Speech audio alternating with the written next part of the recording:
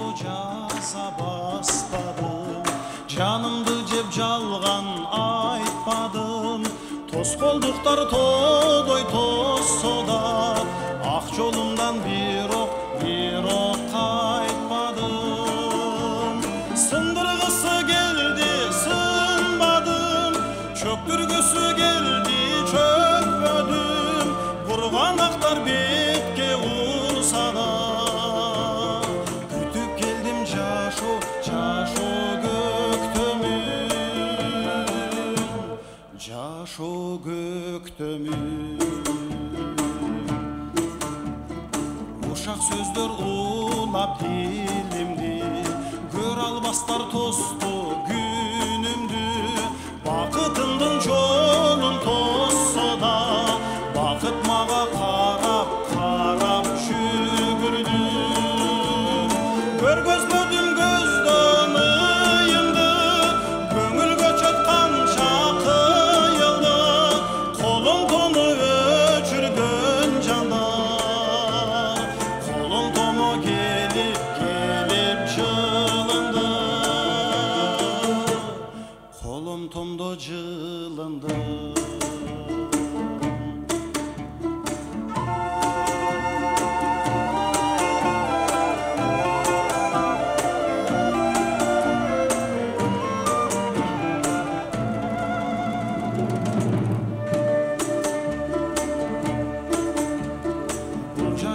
Жаза баспадым, жанымды жеп жалган айтпадым. Тоскоолдуктар тодой тосса да, ак жолумдан бирок кайтпадым. Сындыргысы келди, сынбадым, чөктүргүсү келди, чөкпөдүм. Бурганактар бетке урса да,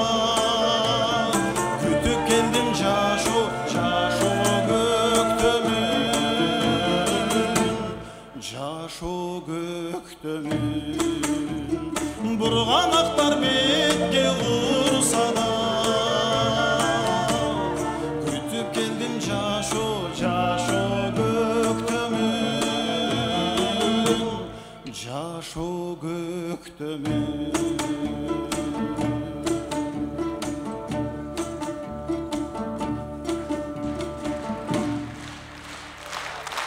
Кыргыз Республикасынын эл артисти, кыргыз музыкасынын легендасы Рысбек Жумакунов, Чалагыз Исабаев атындагы Камбархан фольклордук этнографиялык ансамблі.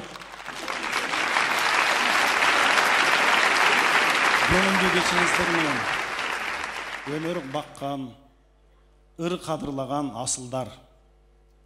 Ушул улуттук филармониянын куттуу залында Ырысбай Абдыкадыров, Асанкалы Керимбаев, Калыйбек Тагаев, Аксубай Атабаев, Түгөлбай Казаков, Жолболду Алыбаев, Бабаравшан Тургунбаев, Жолдошбек Мамажанов, Ибрагим Жунусов, Камчыбек Букалаев, Атайбек Бөдөшев сыяктуу бир топ оончулардын тушоосу кесилген, чыгармачылыктан өз жолун тапкан сахнада сиздер менен жолугуп турганыбызга абдан кубанычтабыз.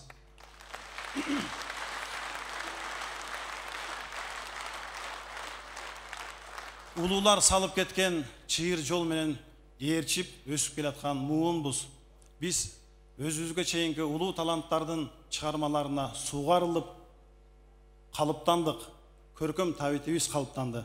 Андыктан улуу таланттарга тазим кылуу менен аларга сый урматыбызды билдиргибиз келет.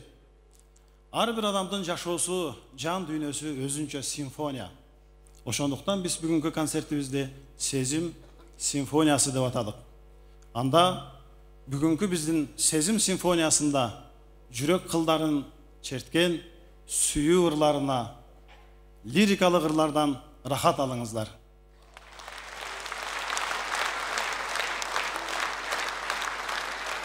Камбархан фольклорлук этнографиялык ансамблинин коштоосунда Өмүр деген чыгарманы аткарып беребиз. Бул ырдын сөзү Мелис Маматжановго тагындык.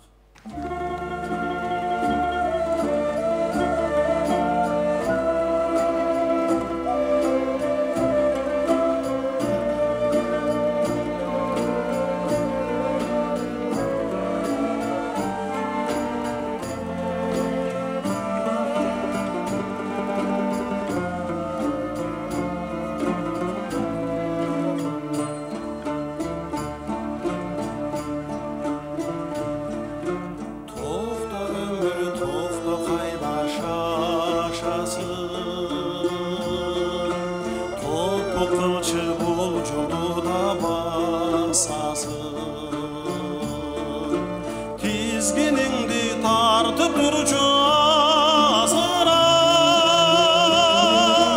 Çok degende apam uzak yaşasın. Çok degende apam uzak yaşasın.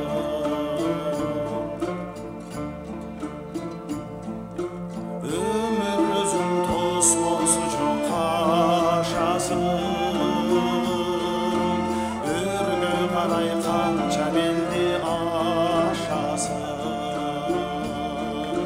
Civarı kandan tuşap durucu tuyağın.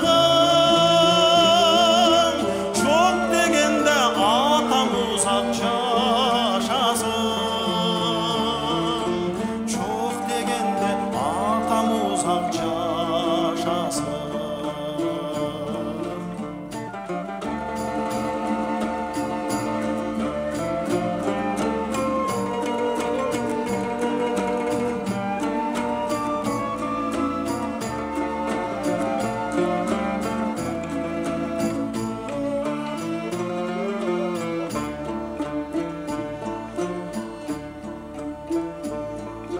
Ekten ılgıy kulap düşkün jaştazan. Balalı öttü menden taptazan. Meyman bulu ötörüme günbey. Menin ırım menden uzak yaşasan. Menin ırım menden uzak yaşasan. Meyman bulu ötörüme günbey. Çok degende apam uzak yaşasan. Çok degende atam uzak yaşasan. Menin ırım menden uzak yaşasan.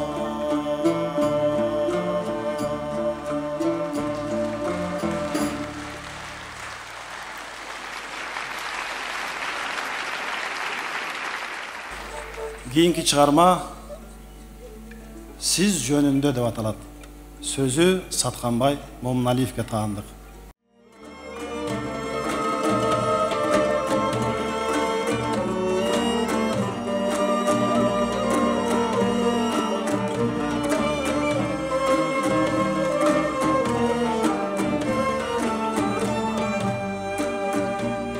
Siz jönünde ırlar жазбайм emime. Hatta жазбайм кубаныч туğusalı. Sımbatınız suktandırıp dursa da, жүрөгүңүз эркиңизде тушабы. Sımbatınız suktandırıp dursa da, жүрөгүңүз эркиңизде tuşabı. Siz jönünde ırlar жазбайм emime. Kechiriңiz тынчыңызды алдым көп. Сезимиңиz сенектигин байкабай. Тажатыпмын айта берип сүйөм деп.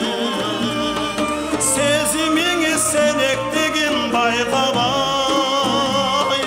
Тажатыпмын жаза берип сүйөм деп.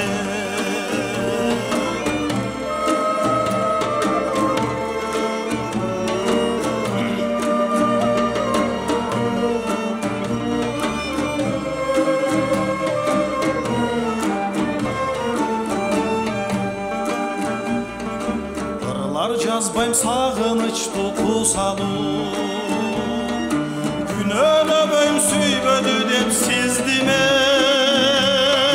Сезим жан болуп сыздык чоң кайгы. Сүйүп зарлоо зор бакыт деп түшүнөм. Сезим жан болуп сыздык чоң кайгы. Сүйүп зарлоо зор бакыт деп түшүнөм. Siz mendік, siz mendік дағы емессіз. Сезим ойлор бирге бирок бөлөкпүз,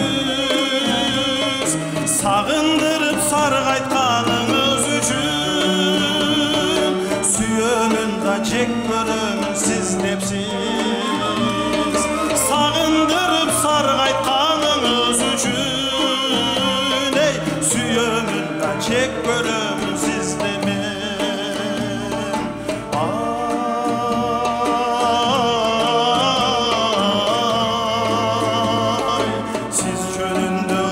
Жазбайм эмимен,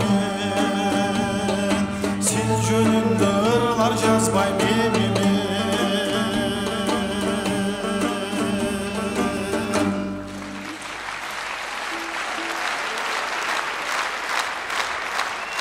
Камбархан фольклордук этнографиялык ансамбли жана кыргыз эл артисти Рысбек Жумакунов. Рахмат. Бүгін Сезім симфониясы аттуу концертибизде менин ар түрдүү жылдары жазылган, ар түрдүү акындардын текстине жазылган огондоруна ортоктош болосуздар. Азыр мен сиздерге дагы бир жаңы чыгармамды ырдап берүүнү каалап турам.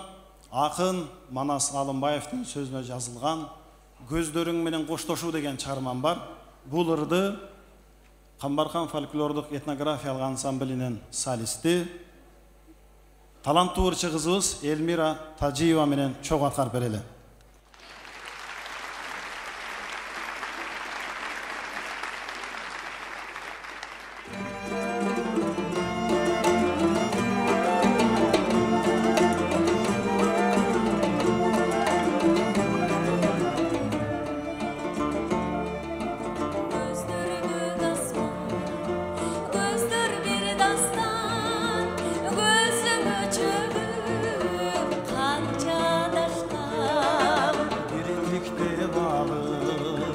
Karegim talıp kirpiklerimde seni samaşkan, karakterimde ötken süydümür, gözlerin esne kıynalar gömür, gözünden ötken günlerim kanar, gözünden ötken tümlerim kanar.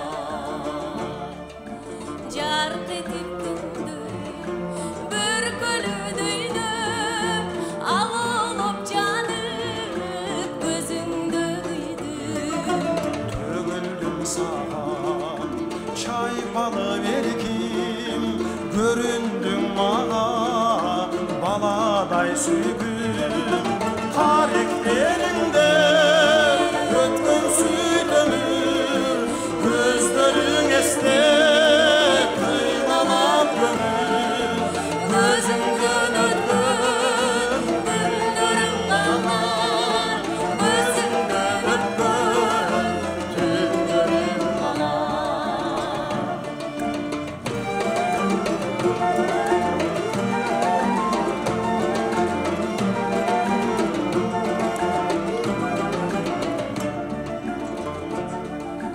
Göz barın tanır, gözden yaşlamır, bülbülde öçtüm, ey ümitim canım.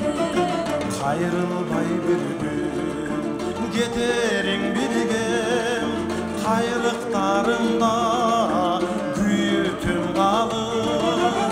Karakterinde ötken süydümür, gözlerin esne kıynalar gömür, gözünden ötken günlerim kanar, gözünden ötken tümlerim kanar, gözünden ötken günlerim kanar, gözünden ötken tümlerim kanar, gözünden ötken tümlerim kanar.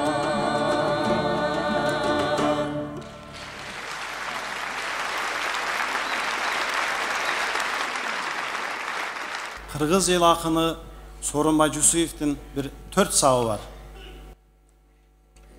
Men oşko ak buğraday ağıp gelip, мен оштон ак бурадай агып кетем. Мен ошко жылдыз болуп жанып келип, мен оштон жылдызга окшоп жанып кетем.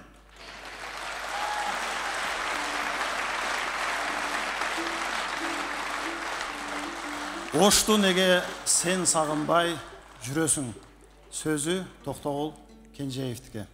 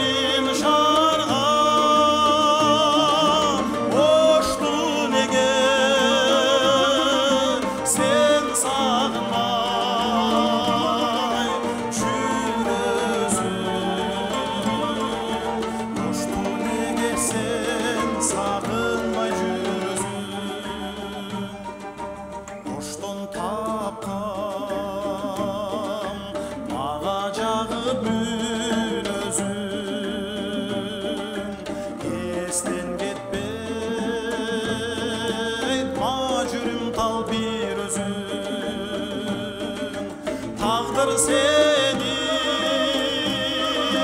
bir görgöz önüp gelem, dayının çok sen sağınmay жүрөсүң, dayının çok sen sağınmay жүрөсүң.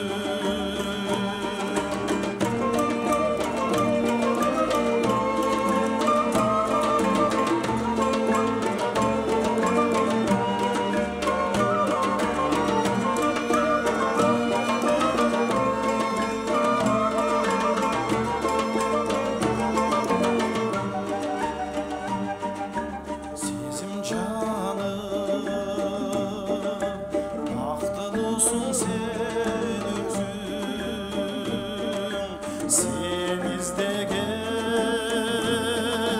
özgörülböydün özün, bizge kübö Sulayman doğanıra, oştu nege sen sağınmay жүрөсүң. Sen sağınmay жүрөсүң, bizge kübö Sulayman doğanıra, oştu nege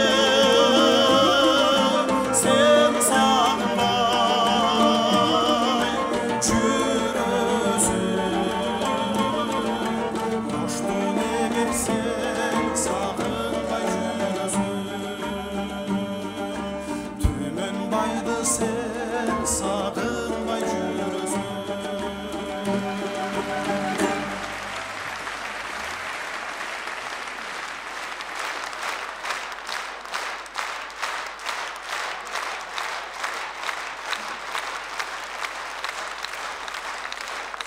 Şunu деле ошондой да. Мени сагынбайт, анан айта албайсың, оштуучулда болойсуң. Жашоодо бардык нерсе өзгөрөт экен. Ата-эненин мээрими гана өзгөрбөйт экен. Бир туугандык мээрими өзгөрбөйт экен. Алардын камкордугу өзгөрбөйт экен. Достор өзгөрөт, башкалар өзгөрөт. Өзүбүз өзгөрүп баратпайбызбы? Жашоодо өзгөрбөгөн бир эле нерсе бар. Бул кыргыздын тоолору. Сырдашсаң сырыңды угат, дидарлашам десең, ой бөлүшөм десең, сени укканга даяр. Силер гана өзгөрбөйсүңөр, тоолор мени сүйөм дегиле деп Бактыгүл Чотурова деген акын эжебиз жазган эле. Мен ошолорго бир оон жазганга аракет кылып көргөм. Ошол Тоолор мени кучактагыла деген чыгарманы аткарып берүү үчүн сахнага Камбаркандын солисти, эң таланттуу ырчы кызыбыз Жанар Туратованы чакырам.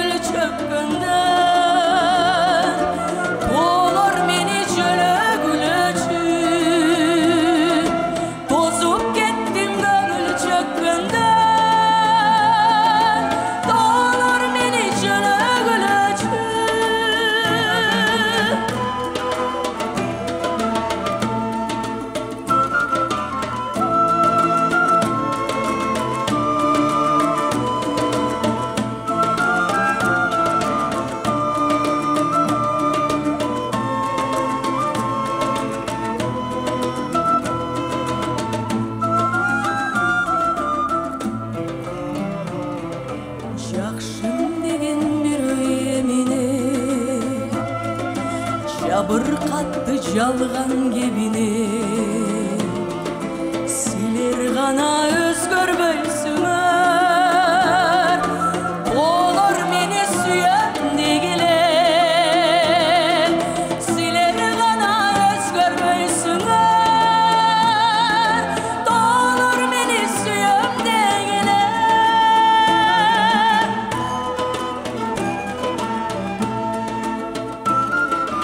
Торгой болуп сайрап сагына, кайыл болуп келдим барына. Тозуп кеттим көңүл чөккөндөн, олар мени кучактагыла. Төрүңөргө келдим бой таштап, олар мени кучактагыла.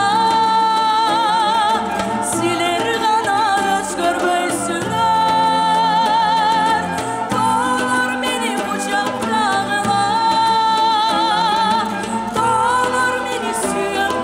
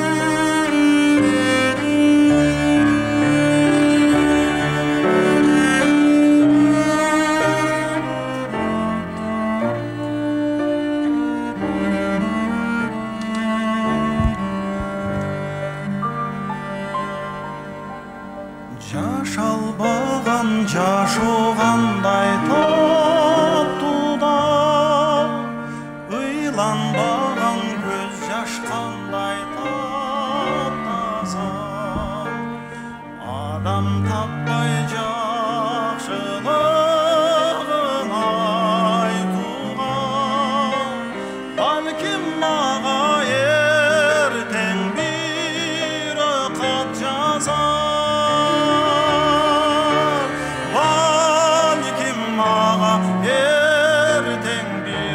хат жазар.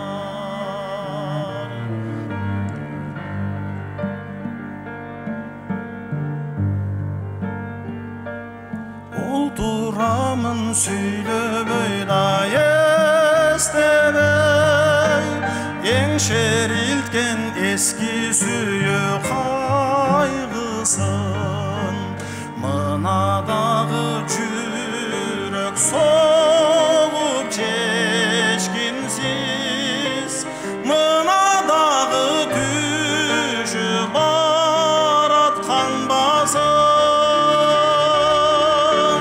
Mınadağı düşü baratkan basın.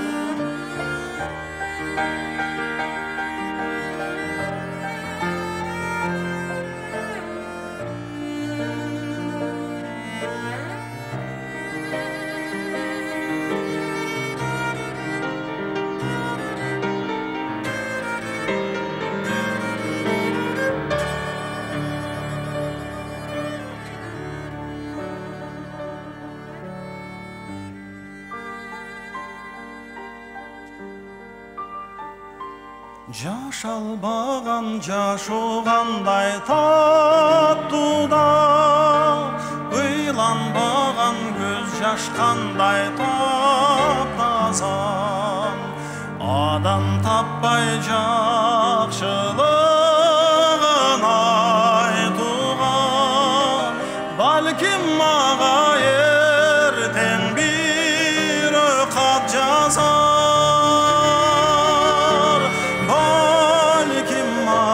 Erten bir hak yazar, Çalgızdığı böksürsün de boşunun, Balkim mağa bugün bir hak yazar, Balkim mağa bugün bir hak yazar, hak yazar.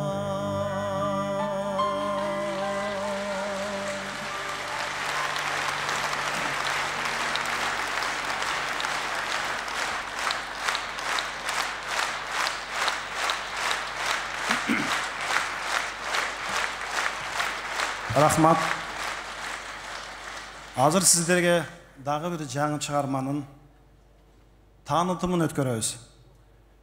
Гүлзат Ормонбекованын сөзүнө жазылган «Сиз мага көңүл болуп, сиз мага өмүр болуп, балким сиз мага тагдыр болуп келгендейсиз».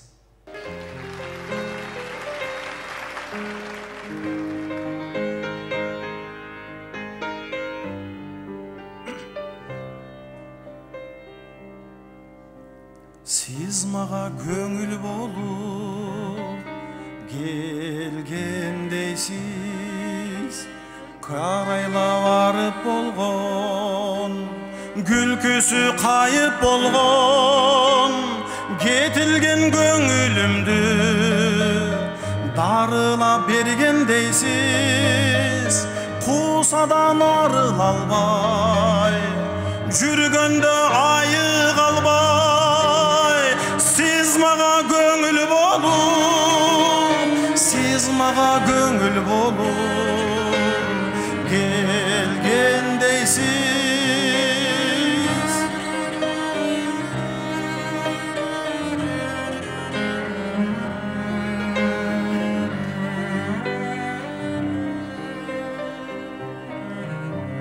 Siz mağa ömür bolup келгендейсіз, өксүдөн ооруп турган, өзөгү солуп турган, кечкирген өмүрүмдү арулап бергендейсиз. Капилет жолуктурдум, кайрадан толукшудум. Сиз мага өмүр болуп, сиз мага өмүр болуп келгендейсиз.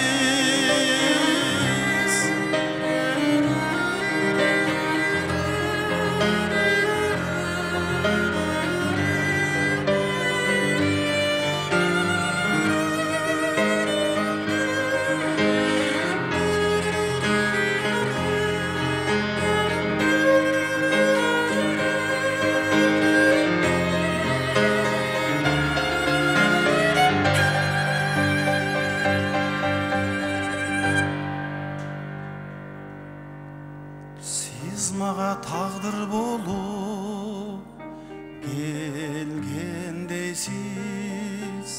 Талай тай түшкөн, көз жашка бай түшкөн.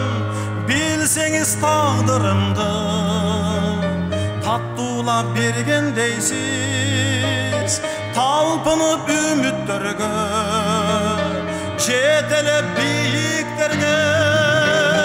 Siz maga taqdir bolup, siz maga taqdir bolup kelgendeysiz. Siz maga taqdir bolup, siz maga ömür bolup, siz maga göngül bolup kelgendeysiz.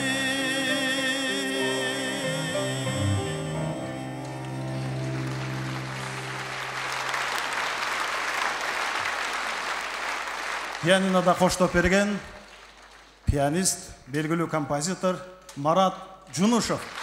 Виолончелде коштоп берген композитор Наргиза Курманова.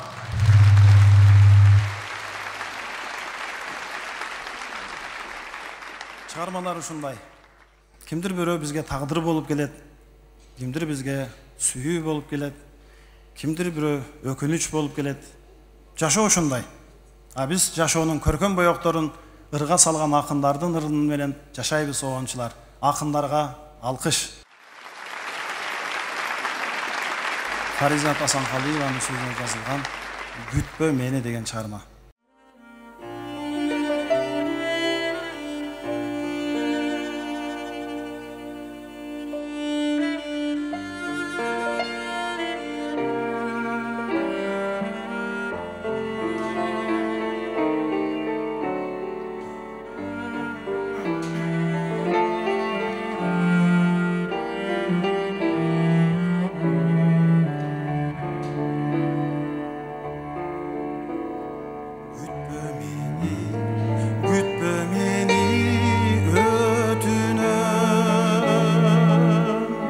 Жашоодо көп күндөр болду өкүнгөн. Мен алданып сүйүүсүнө бир өнүм. Жанып турган жылдызымды өчүргөн. Жанып турган жылдызымды өчүргөн.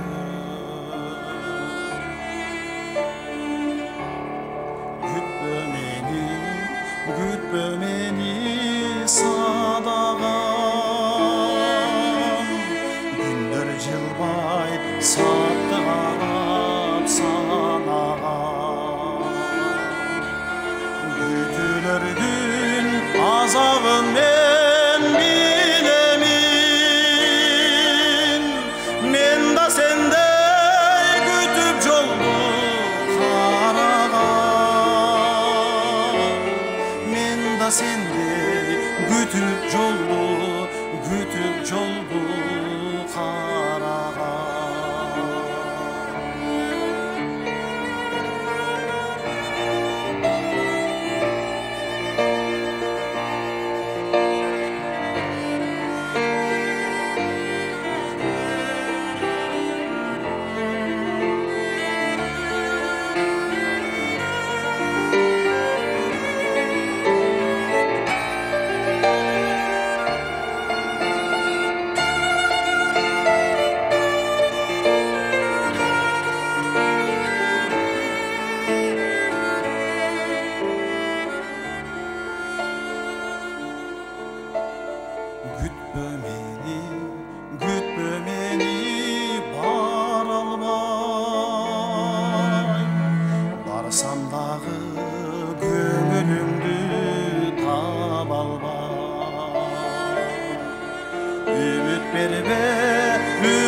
dönmez suranam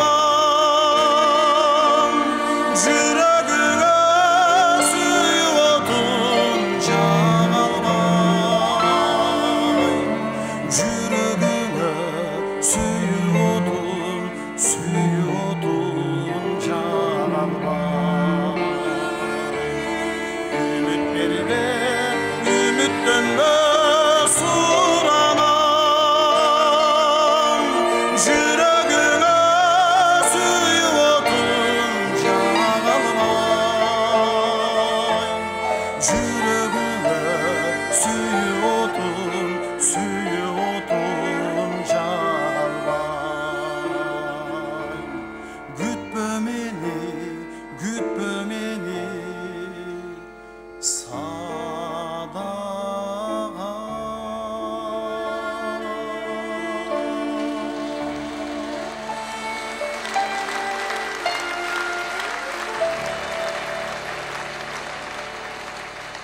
Gözlerinde uktayım senin. Belgili akın, jurnalist Esentur Kılıçev'nin tekstine yazılgandır. Жаңы чыгарма.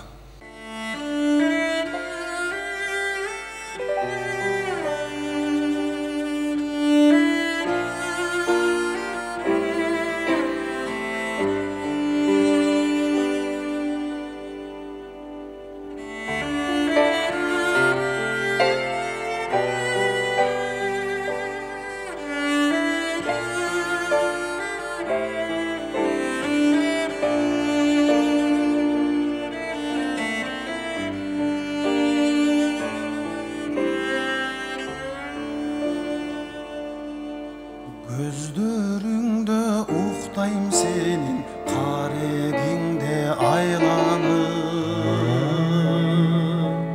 Güge batat sezimlerim, çoğ süyüge arnalım Gözler aytat sağınganım, gözler aytat arınganım Gözde jaş aytadım tağdırım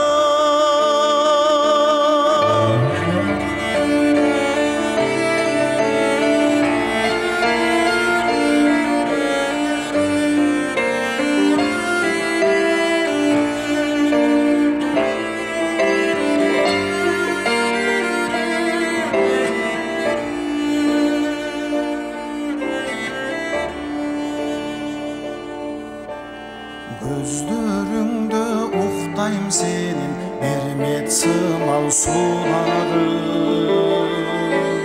Baktılır esindedir, sen cana men turalım Gözler aytat sağınganım, gözler aytat arınganım Gözde jaş aytadım tağdırım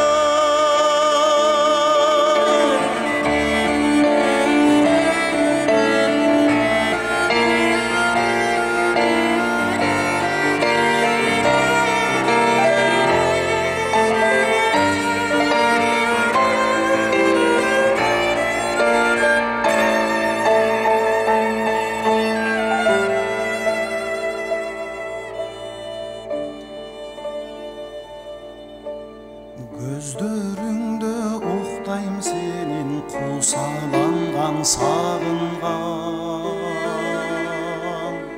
Hıyaldardı öçürüp bari tağdır жазылған Gözler aytat sağınganım, gözler aytat arınganım Gözde jaş aytadım tağdırım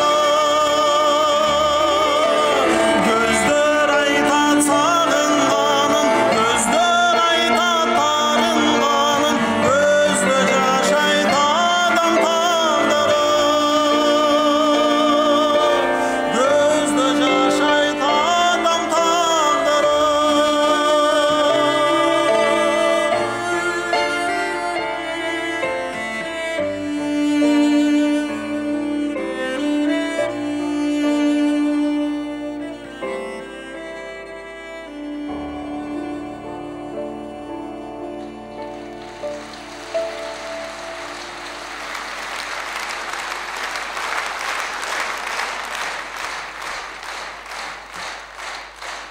Бактылуу болдуң бекен коңшу бала. Гүлжада Станалиеванын сөзүнө жазылган оонду бизден ырчы кызыбыз Эркай Бактыбек кызга карып берсин.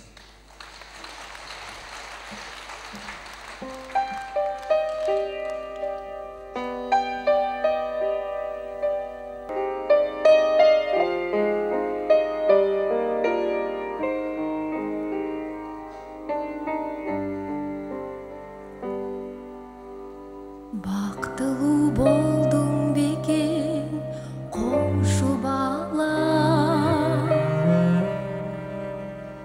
кыш күнү жылгаякты чогуу тепкен, үшүгүн колун кармап назик кыздын ыпысык деми менен үйлөп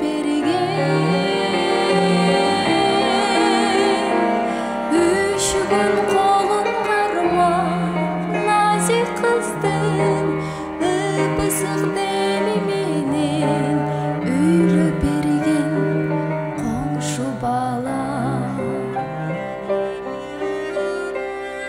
Бактылуу болдуң бекен коңшу бала, короодо бала кезде чоң ойногон, шок балдары загылса секелек кыз өзүңдү батыр көрүп коргологон. Шок балдары загылса секелек кыз өзүңдү батыр көрүп коргологон коңшу бала.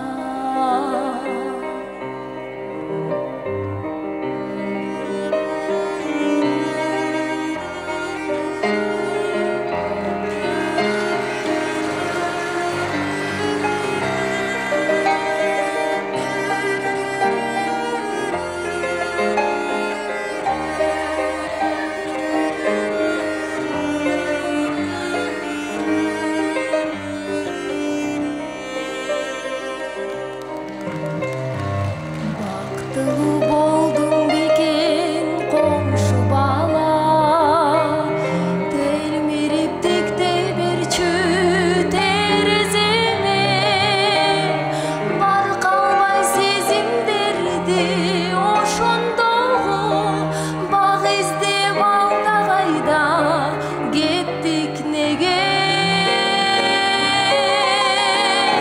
Баркалбай сезимдерди ошондогу бак издеп алда кайда кеттик неге коңшу бала. Бактылуу болдуң бекен коңшу бала, элесиң эстен кетпей жүрөк тезген, мен сени эстегендей сен да мени эсиңде аздек тутуп жүрдүң бекен. Мен сени эстегендей сен да мени эсиңде аздек тутуп жүрдүң бекен коңшу бала. Бактылуу болдуң бекен коңшу бала, коңшу бала.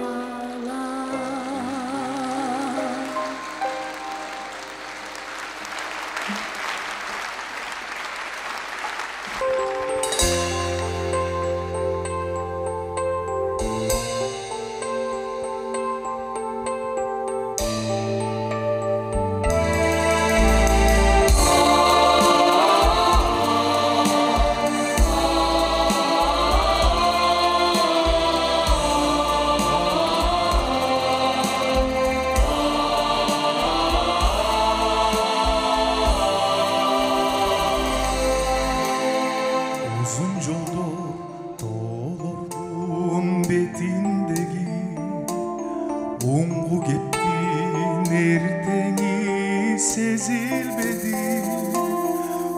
Hırpalangan uykusuz tünde kalgan Ubadasız bir mayek esinde bir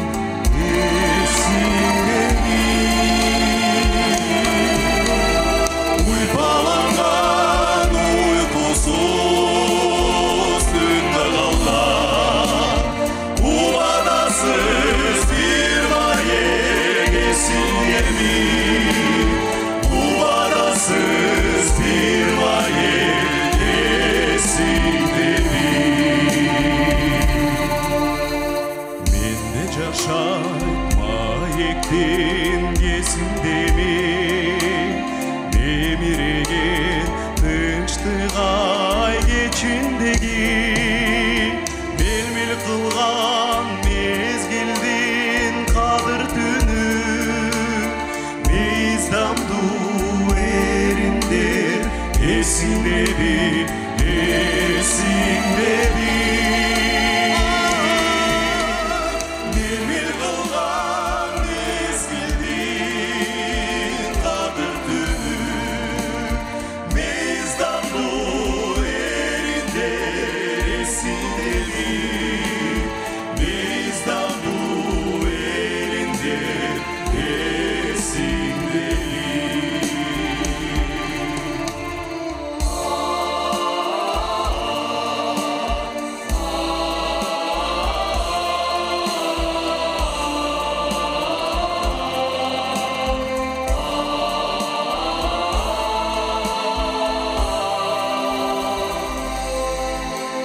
Sabarlaştar sanınan özgürlüğün Sana tartıp sattardın ötkönünü Sen özündü baktılı sezgen gündün Süröt tartıp alıpmın gözlerime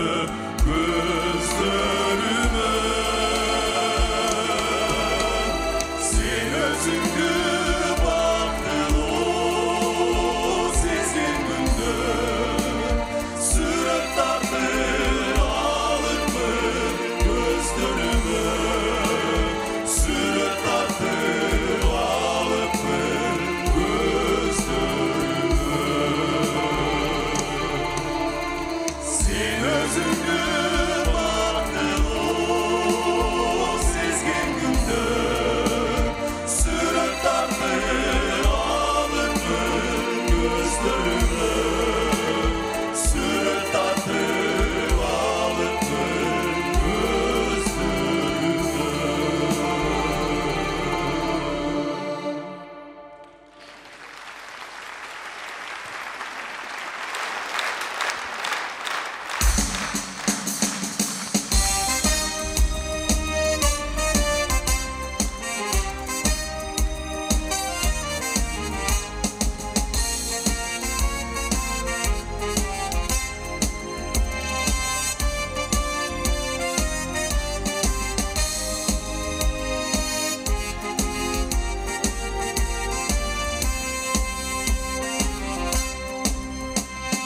Çar boyluk çiğe tapsa sanap çeşken Çaş кезде şokluk kılıp ayak çeşken Tappaymın berer düğünü dostlarıma Andaşın жақшы kızdı ayaş deşken Dostlarım iymana jol salgılaşı Dostlarım elge kүйük canlılaşı Öz gözün жақшы жайнап тағдырыңа Өзіңе ушул бойдон калгылачы Öz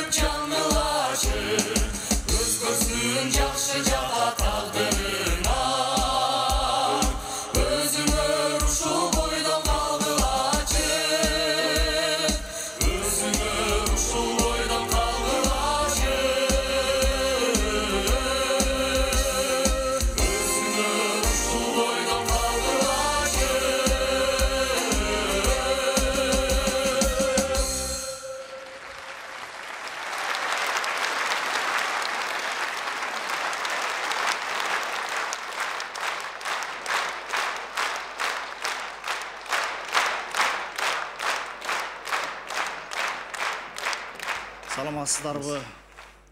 Өр сүйгөн, өнөр таптап, өнөр баккан кыргыз журтум. Мына бүгүн биздин концертибизге Ордолу, Оштон, алыстан, жакындан келип отурасыздар. Атайын Алабукадан атам менен апам келип отурат. Концерт жагып атабы ата? Мурунку концертимде атамдын катын окудум эле. Мына бүгүн дагы түрдүү кызыктар коштойт деп атам менен апам батасын берип келип отурат. Концерт жагып атабы сиздерге? Рахмат.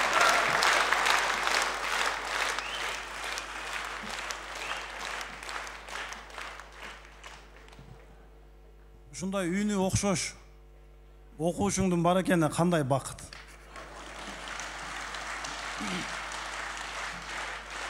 2020 жылы Бишкектеги Таштан Эрматов атындагы Бишкек музыкалык педагогикалык колледжине жетекчи болуп мен Оштон которулуп келдим. Мен которулуп келген айда Тилекмат Ыбырай Туманов атындагы музыкалык окуу жайдан ушул Муспет колледжге которулуп келиптир. Экөөбүз колледжден таанышканбыз. 2 жыл ал жерде иштеп, бул студент болуп окуду, мен жетекчи болуп иштедим. Анан 2 жыл бат эле өтүп кетти. Ага чейин ушундай жагдайлар, шарттар болуп калып, мен кыска мөөнөткө Маданият министринин орун басары деген кызматка командировкага барып калдым. Анан ал жактан тагдыр буйруп, Бибисара Бейшеналиева атындагы Кыргыз мамлекеттик маданият жана искусство университетине ректор болуп келсем, Тилекмат Муспет колледжди бүтүрүп дипломун колтуктап, Бейшеналиевадан жолугуп калдык экөөбүз. Ошентип Тилекмат экөөбүз экинчи жолу колледжден эмес, университеттен жолуктук. Мен ойлоп атам, Тилекмат менен Кудай буйруса дагы 1-2 жылдан кийин дагы жакшы жерде жолугабыз деп. Айтыңыз келсин.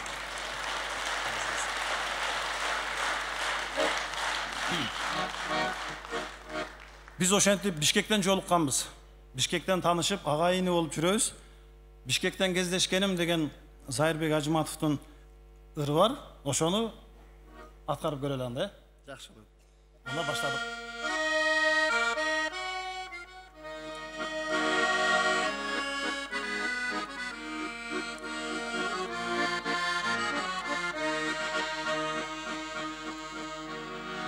Кечигип кездешкеним, өксөтүп дегдеткеним, кош тебечи, коштошкум келбейт менин. Кош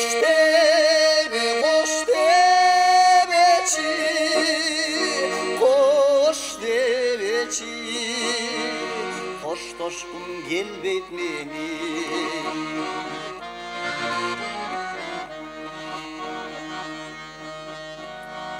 Аккудай эңсеткеним, алыстан кездешкеним, кош тебечим, коштошкум келбейт менин. Кош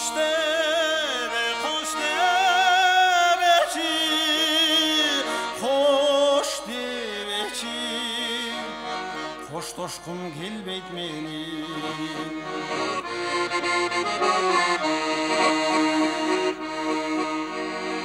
Адашсам айталадан, атыңды кайталагам. Таштасаң жалгыздыкка, мен кайда калам.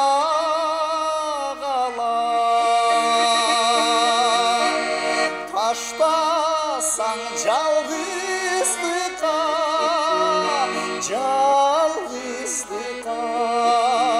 мен кайда калам.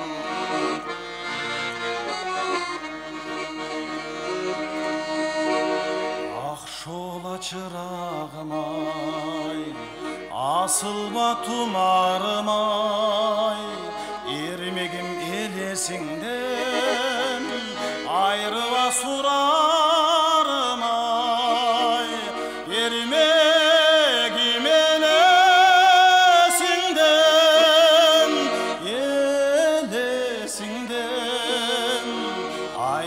surarım ay. Koş deve, koş deveçi, koş deveçi. Koş koşkum gel betmenim, koş degim gel betmenim.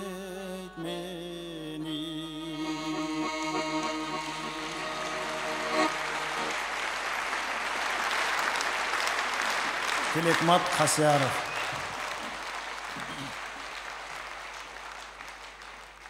Bir dosum ayttılar.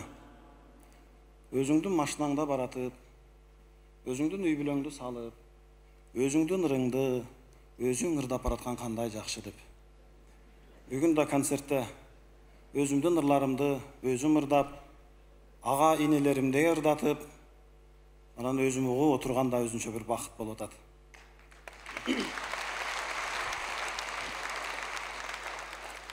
Концертке даярданып 6 январь күнү Нурбек Мамытбаев деген досумдун полиграфиясынан бүт билеттерди, чакырууларды даярдап алып, түн жарымда үйгө баратсам, Доронбек Садырбаев көчөсүнөн майы кызматкерлер тосуп калышты.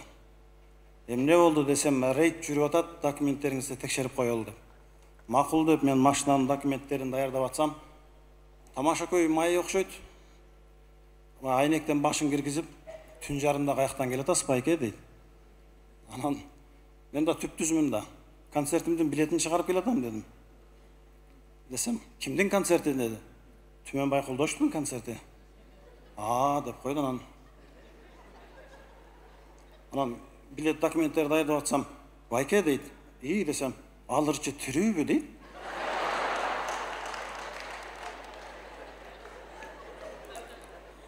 Эмне деримди билбей калдым. Баягы тирүү туруп, тирүүлөрдүн катарында жоксуң деген ушул окшойт дедим. Паспортумду алып, Түмөнбай тирүүбү жокпу билбейм, бирок сага паспортун узатып атат дедим. Паспортун анан алып, көчөнүн жарыгына мындай коюп, Түмөнбай Кулдош, кечирип коюңузчу байке, биздин кызмат ушундай, ыр укпайбыз, музыка укпайбыз деди. Эч нерсе эмес, бирөөдү бирөө тааныганга милдеттүү эмес. Кокустан танып калса, аны зыяны жок.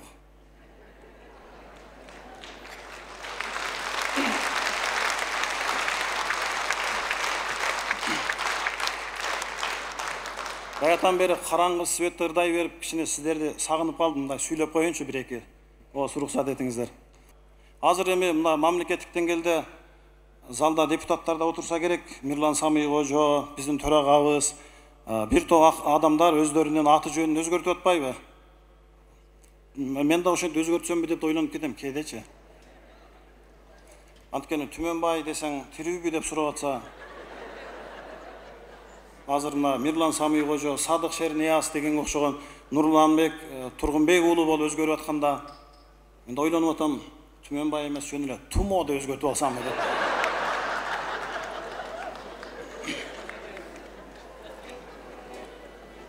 Кыргызстан обондоруна өмүрүмдө бир эле жолу эфирге баргам. Анда да алып баруучу Назира Кадыева экен. Анан эфир болуп атат. Эже телефондо жазганча бир жаңы ырыңыздан ырдап берсеңиз дедилер. Сиз жөнүндө ырлар жазбайм мен деген ырды ырдасам угуп бүтүп. Ушул ырдын автору сизби дейт. Мен. Мен бул ырды уксанда мен автору бир улуу муундагы жакшы улуу киши болсо керек деп ойлогом. Анан атың да Түмөнбай, фамилияң да эски Колдошов экен дейт.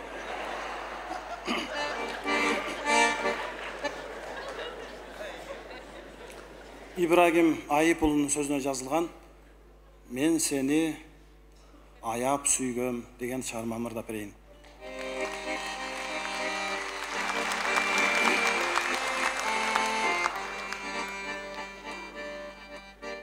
Ардайым көздөрүбүз чагылганда, күнөөсүз сүйүүбүзгө багынамда, сыртыман колун шилтеп жүргөн менен, мен сени сагынамда, сагынамда.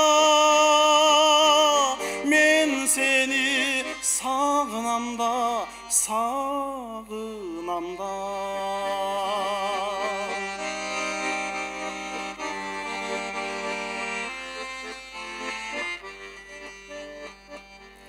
Мен сенин қол тигізбей аяп сүйгөм, жан бірге жолдошундай санап жүргөм.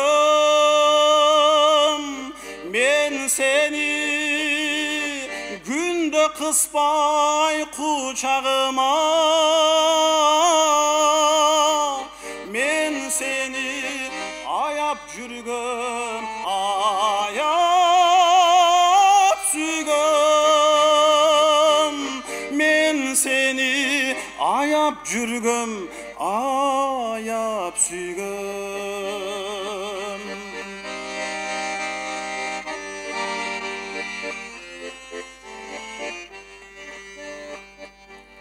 Мен сенин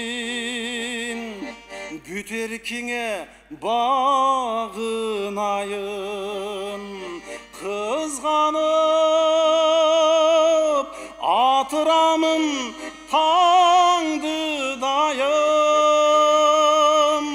Жүрөккө катып коюп тарынычты, жөн гана ағаң болуп сағынайын.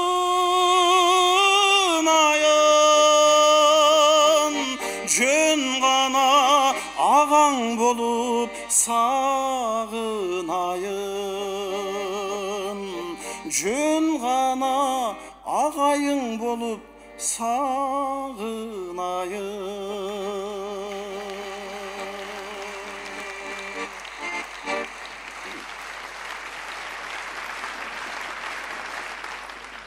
Фатима Абдалованын эки чыгармасын оон жазгам. Биринчи чыгармасы бул өзү кай беренем деп элегия деген ырына оон жазгам. Анан кийин мен дүйнөнүн апам менен тааныгам деген ырына оон жазгам. Мен ошол жерде дагы бир кызык окуя айтып бергим келип атат. Биз жаңы оон жазып аткан мезгилде, студенттик мезгилде Кыргызстан оондор радиосу аябай популярдуу болчу. Ар бир ырчы, ар бир жаратман өзүнүн чыгармасын ошол радиодон чыкса жакшы болот эле, угулса, ырдалса деп аябай тилек кылчубуз. Ошолордун катарында мен да бармын. Анан атайы Ошто иштеп жүргөндө Бишкекке келип, ырларды даярдап, Кыргызстан оондоруна барсак, анкета берет болчу. Качан туулгансың, неге туулгансың, атың ким, атаңдын аты ким, ким болуп иштейт деген суроолор. Бир топ суроолорду толтургандан кийин ырды берсек, кечирип коесуз, биз CD форматта алабыз дейт эле. Анан кайра кетебиз. Бишкекте тааныш жок, кайра Ошко. Качан бир 1-2 айдан кийин кайра CD форматка жүктөп алып келебиз. Баягы суроолорго дагы жооп беребиз. Анан ырды таштап коюп кеткен. Арадан бир топ убакыт өтүп кетти. Бир күнү эле бир журналист чалып калды. Кыргызстан оондорунан чалып атабыз, сиз Түмөнбай мырзасызбы деп. Ошол мырза менмин. Сиздин ырларыңызды таштап кеткен экенсиз, комиссия карады. Арасынан бир эле ырыңыз биздин көңүлгө туура келип атат. Анан мен аябай толкунданып сүйүнүп, рахмат деле жетине албай рахмат айтып атам да. Ырыңыздын темасын тактап алалы дегенбиз дейт. Эмне экен десем, ырыңыздын аты мен дүйнөнү апам менен тааныгам деген ыр экен. Туурабы деди? Туура. Бирок сиз 4-кү куплетке барганда мен дүйнөнү атам менен тааныгам деп ырдап коюпсуз дейт. Анан таң калып, койсоң, мен П менен Тнын айырмасы бар да. Десем, жок, ошондой экен, ошон үчүн ырыңыз берилбейт дейт. Анан өзүмдүн ырымды кайра угам. Каерде апам деген жерде атам деп койдум экен деп. Анан ачуум келип, баягы журналистке кайра чалдым. Негизи ырдын тексти мыкты экен, мыкты. Ону мындай жарайбы? Жарайт. Ырдын структурасы, драматургиясы эфирден бергенге жарайбы? Жарайт. Айланайын. Мен дүйнөнү апамдын көйнөгү менен тааныймбы? Атамдын көйнөгү менен тааныймбы? Сенин ишиң канча? Мен дүйнөнү таанысам болду да, ырды бере бербейсиңби? Десем, көңүл үчүн бир жолу берди. Ошо менен ал ырдын радиодогу карьерасы жыйынтыкталды. Азыр мен Фатима Абдалованын сөзүнө жазылган "Кайда кантип жүрөсүң, кай береним деген чыгарманы ырдап берем.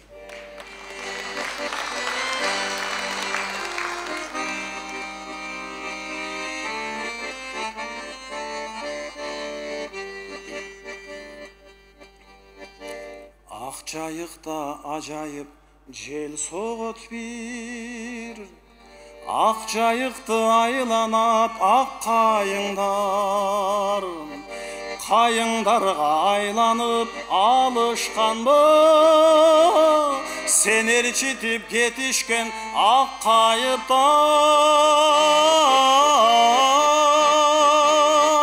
Кайда кантип жүрөсүң кай береним, калың жылдар билинбей кайда экениң, түнөгүңдөн түн издеп таппай жүрөм, аман болсоң эсиңде бар бекемин,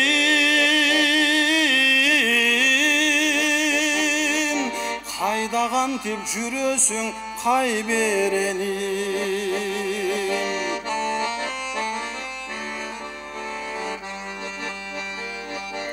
Көйнөгүмө сыр таштап кеткен элең, көңүлүмө көнөрбөс мээр салып, көлөкөң да көрүнбөй койду мага,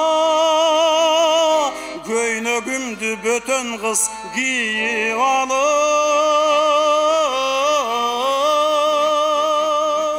Кайда кантип жүрөсүң кай береним, калың жылдар билинбей кайда экениң, түнөгүңдөн түн издеп таппай жүрөм, аман болсоң эсиңде бар бекемин,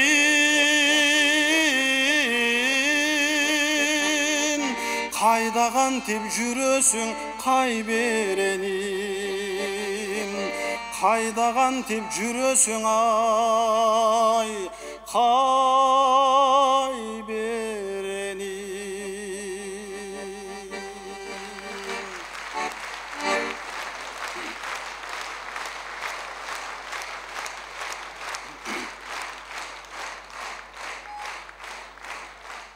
Авторуна токтолбой ырдай берет каныр.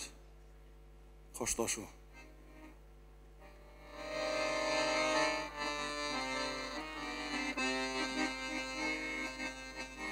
Анткен автор залда отурат, азыр ал жөнүндө көбүрөөк токтолуп берсем, Түмөнбай да ушул бийликчил окшойт деп калып ойлоп калышыңыздар мүмкүн. Кыйналтып жандым, оорутайынбы, көңүлдүн шаңын солутайынбы, көнүмдү көзөп, чок диштеп алып, коштошуу үчүн жолугайынбы, коштошуу үчүн жолугайынбы.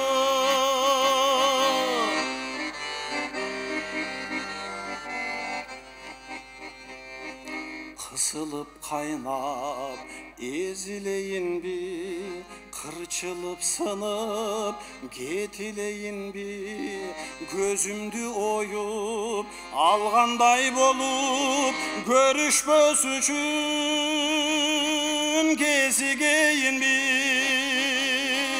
көрүшпөс үчүн кезигейинби.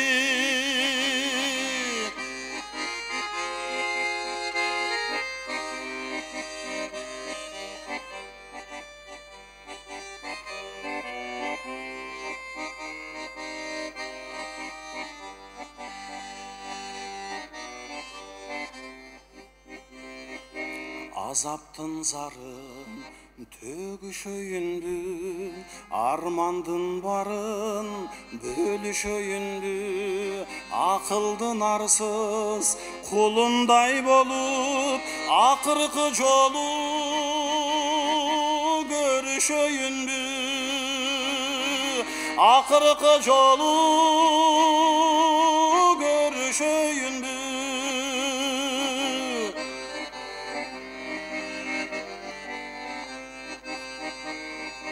Жүрөктүн дартын Козготоюн бу жашоомдун барын, токтотоюн бу жобуңду угуп, сөзүңдү угуп, жолугуп алып, коштошоюн бу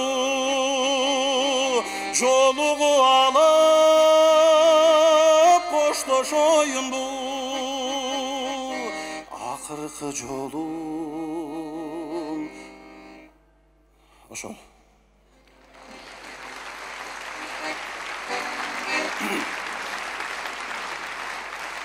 Азыр жаңы чыгарманы ырдап берейин деп турам. Бул ушул концерттин алдында жазылган чыгарма. Нуриза Өмүрбаева деген акын кызыбыздын сөзүнө жазылган. Өзгөлөр мени сендей сүйдү, бирок өзгөнү мен өзүңдөй сүйө албай койдум деген чыгарма.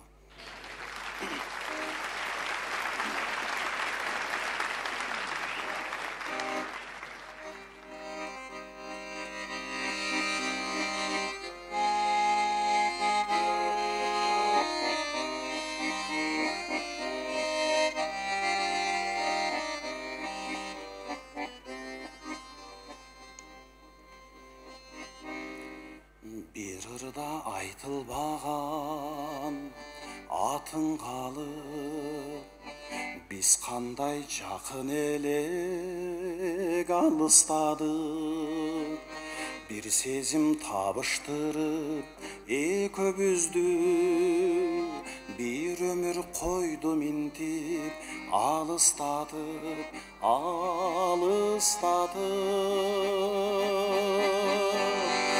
İçimde bilsen azar, güygen otmun, işeniş talkalangan, günden korktum, özgöler meni sendey süydü birak,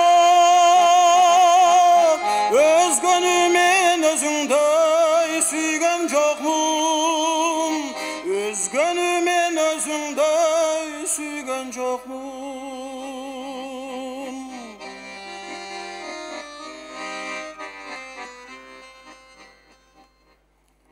Жаныңа барганымда сурап бактым, жарысымал жамгыр жаасаң урап калдым. Жолубуз бир болбосун айтып анан, жолума бакыт каалап узаткансың,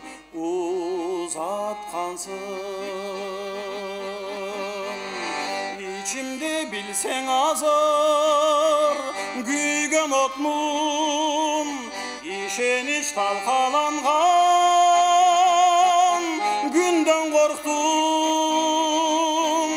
özgöler meni sendey süydü birak, özgönü men özüngdey süygen jokmun, özgönü men özüngdey süygen jokmun.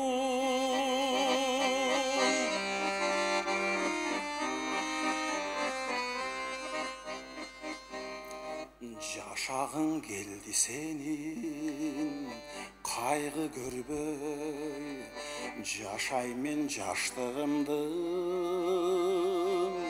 кайры дебей.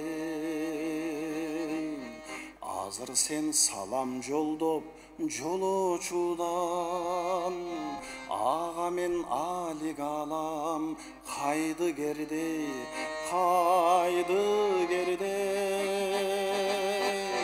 İçimde bilsen azar, güygen otmun, işeniş talkalangan, günden korktum,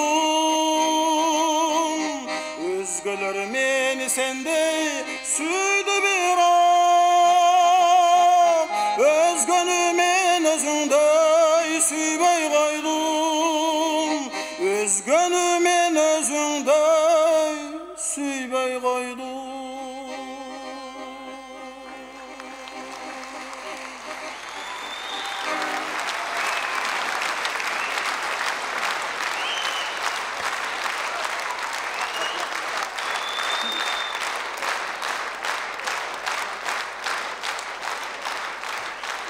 bir куудул концерт коюп атып, 1,5 саат сүйлөп, элди караң каткы күлкүгө бөлүп атса, 16-рядда турган бир аксакал ордунан туруп, "Эй балам, сүйлөй бербей концертиңди баштабайсыңбы?" дейтмиш.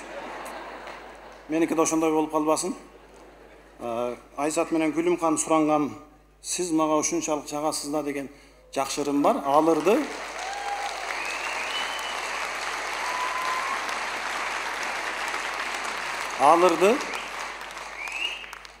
оркестрдин коштоосун дардайбыз.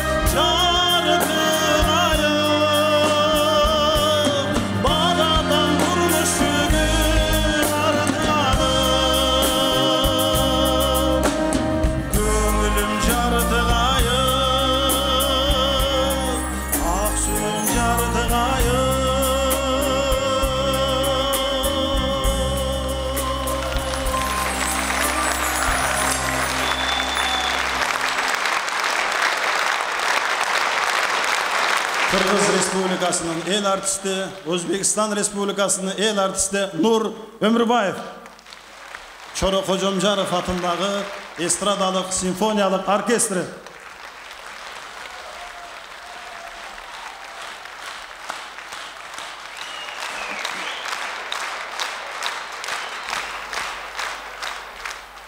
Жүрөгүмдө сүйүү боздойт.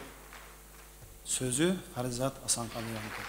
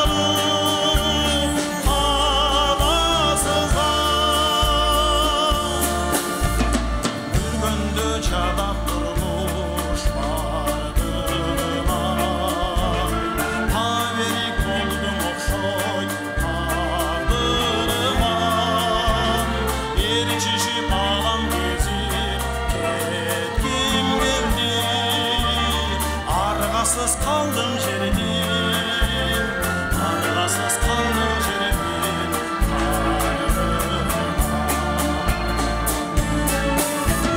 Siz mağa uşunçalık canasızlar, gökteki yıldızlarday canasızlar. Eköbüz biri bolboybuz attin düydü, çürökte arman bolup, çürökte arman bolup kalasızlar.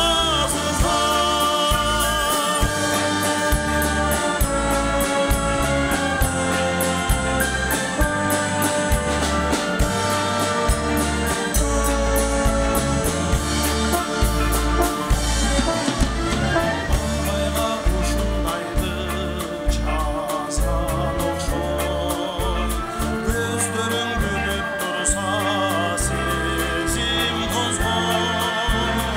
Eköbüz baralarız ekin joldo, a menin jürögümdö, a menin jürögümdö suyunuz Siz mağa uşunçalık canasızlar, gökteki yıldızlarday canasızlar. Eköbüz biri bolboybuz attin düydü, çürökte arman bolup, çürökte arman bolup kalasızlar.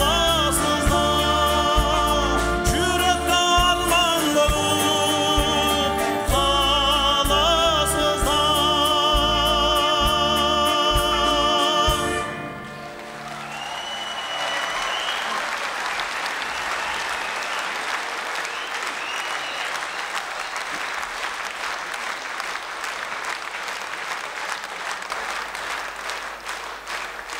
Кайрадан жүрөктөр сүйүүнү ырдасын. Медер Шакир уулунун сөзүнө жазылган Кош эми сүйүү багы.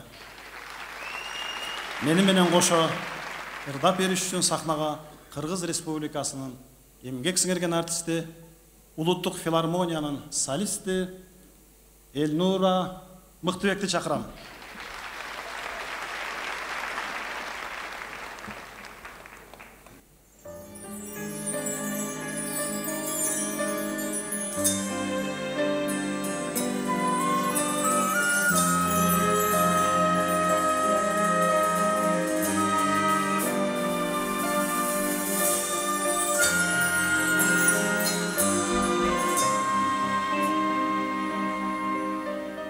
Talkala barın büttü, en nazik gönüllerdü, tekeber münözüne, ümitler gömülgöndü, ümitler gömülgöndü.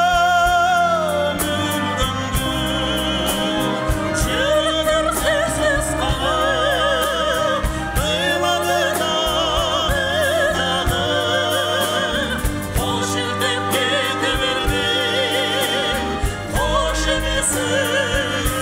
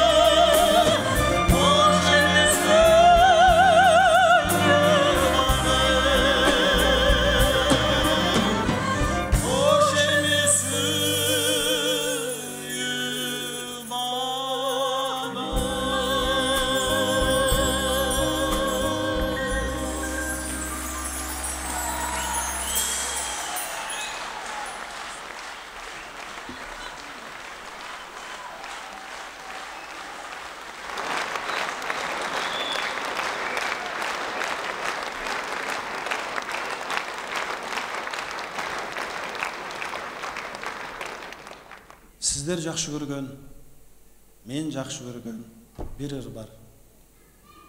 Барайын дедим, бара алган жокмун. Алым Токтомушевдин сөзүнө жазылган оонду Кыргыз Республикасынын эмгек сиңирген артисти, таланттуу ырчы Марат Ибраевдин аткаруусунда угуңуздар.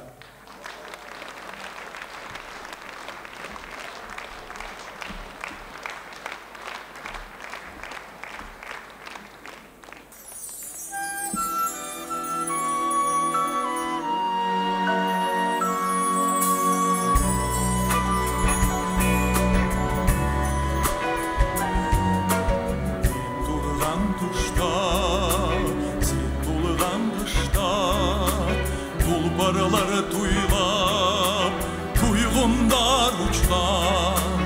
Yalnız bir gezdi, kâr etti eski. Çağ ucun gündür, çağdımdan çıktan. Barayım dedim, bar algan yok mu? Karargan deniz, ağargan dolgun. Barayım dedim, bar algan yok mu?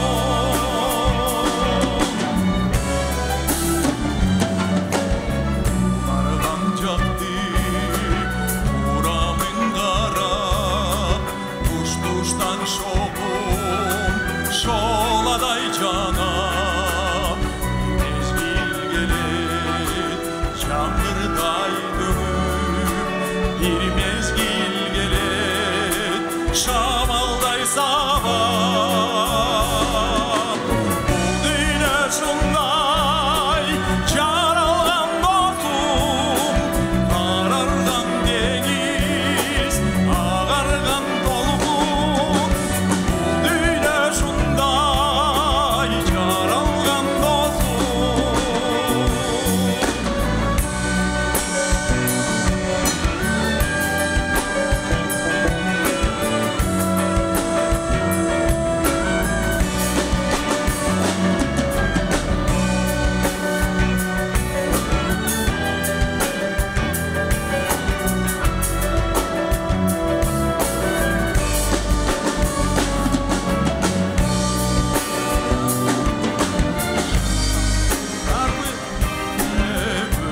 Görünmemiş bir gezinde cadı, gezinde gitti. Bana dönüp çağızınday bulun, kumarlı gezdir, gözümden öptü. Senin nabilem dizmekte yok mu? Karargan deniz, ağargan dolgun. Senin nabilem dizmekte yok mu? Bol düğüne şunday,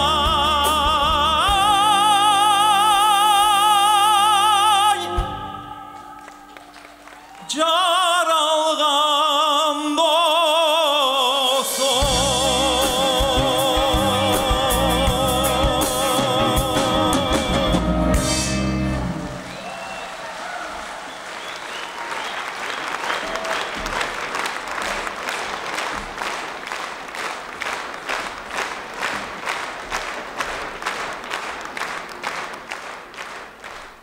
Чын эле ошондой, барайын дейбиз, бара албайбыз. Жетейин дейбиз, жете албайбыз. Анда эмесе сиздер үчүн менин алгачкы оончулук визиткам болгон ыр Жыпар Умарованын сөзүнө жазылган "Сагындыңбы, мен да сени сагындым".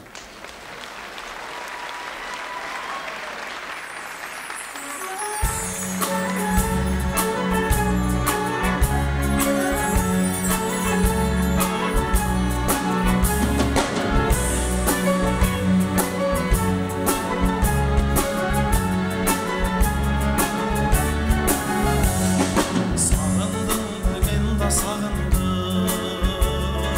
Kusalı bir güngө kabıldım.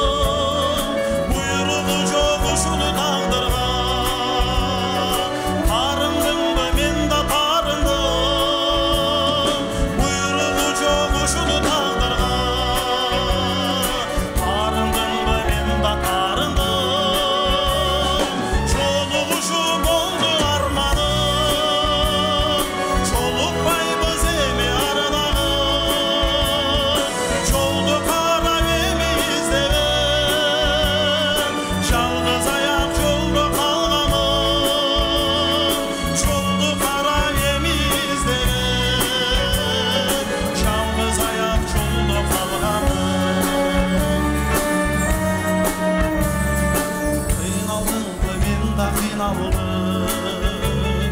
Müdürüldüm bir oksınmadım. Çürögümdü ezip çalgızdım. Unuttum bu unut almadım. Çürögümdü ezip çalgızdım. Unuttum bu unut almadım. Çoluşup oldu armanım. Çolukmay bize mi aradağım. Çoldu kara evimizde. Çalgız ayak çoldu kalgamım. Çoldu kara evimizde. Çalgız ayak çoldu kalgamım.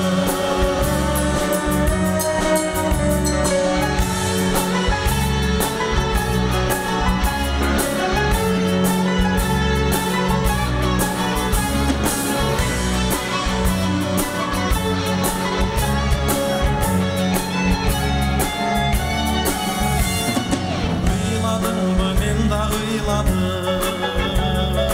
Özüm gözüm aldap kıyladım. Şanға batkan çalgızlarım. Irdadım mı men da ırdadım. Şanға batkan çalgızlarım. Irdadım mı men da ırdadım. Çoluşup oldu armanım. Çolukmay bize mi aradağım. Çoldu kara emeyizde. Çalgız ayak çoldu kalgamım. Çoldu kara emeyizde. Çalgız ayak çoldu kalgamım. Kıyladın mı men da kıyladım. Sağındın mı men da sağındım.